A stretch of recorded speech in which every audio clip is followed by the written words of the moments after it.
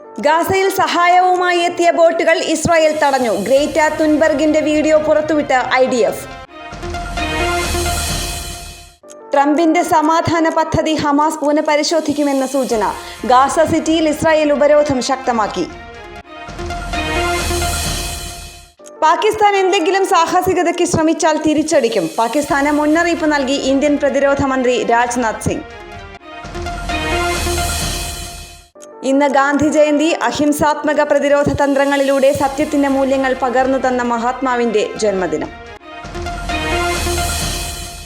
കരൂർ ദുരന്തവുമായി ബന്ധപ്പെട്ട് വിജയ്ക്കെതിരെ കേസെടുക്കണമെന്നാവശ്യപ്പെട്ട് മദ്രാസ് ഹൈക്കോടതിയിൽ ഹർജി സമർപ്പിച്ച് ചെന്നൈ സ്വദേശി. ആദ്യാക്ഷര നിറവിൽ കുരുന്നുകൾ. വിജയദശമി ദിനത്തിൽ ആയിരക്കണക്കിന് കുഞ്ഞുങ്ങൾ വിദ്യാരംഭം കുറിച്ചു.